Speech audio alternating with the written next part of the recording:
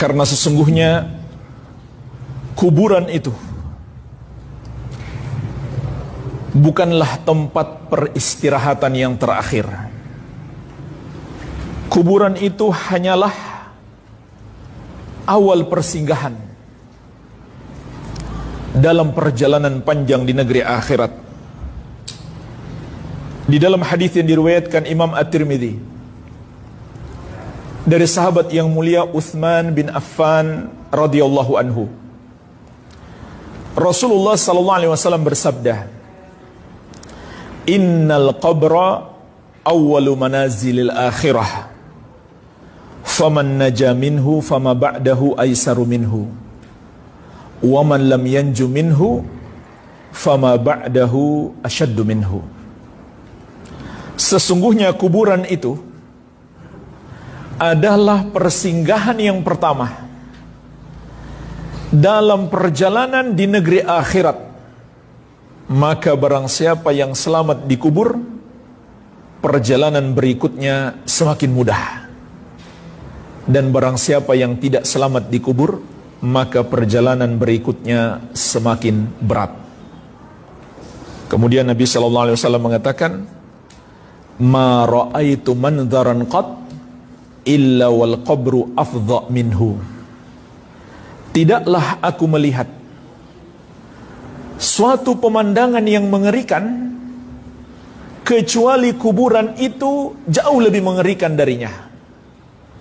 Jadi jamaah sekalian, semua yang pernah kita dengarkan, semua yang pernah kita lihat di dunia ini, sesuatu yang mengerikan itu tidak ada apa-apanya dibandingkan pemandangan di alam kubur, tentu bagi orang yang mendapatkan siksa kubur. Oleh karena itu jamaah sekalian, di dalam hadis ini juga ada peringatan terkait ucapan yang menyelisihi akidah. Mereka mengatakan ketika ada orang wafat, dia telah kembali ke tempat peristirahatannya yang terakhir. Ini ucapan menyelisih akidah.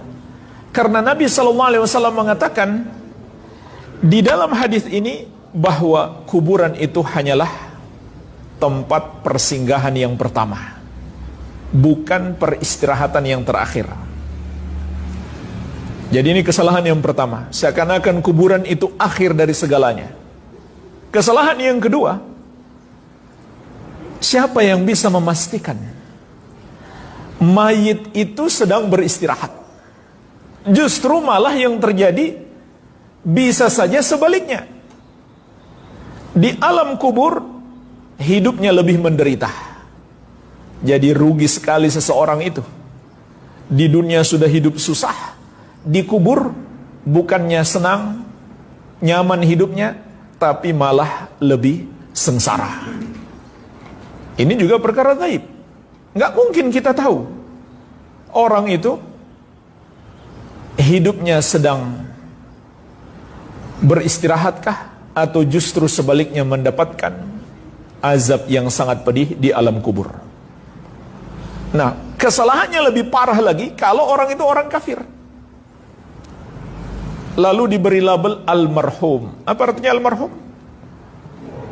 Yang sudah dirahmati, padahal orang kafir. Yang sudah Allah pastikan, sebagaimana akan kita bahas insyaallah ta'ala, dia adalah termasuk penghuni neraka dan dikubur dia mendapatkan azab yang sangat dahsyat. Bagaimana bisa dikatakan almarhum atau rib? Apa artinya rib? Rest in peace, beristirahatlah dalam damai. Padahal dia orang kafir. Kalau dia muslim pun kita nggak bisa memastikan apakah ibadahnya diterima oleh Allah atau tidak. Kita nggak tahu. Bagaimana bisa kita katakan dia sedang beristirahat dalam damai?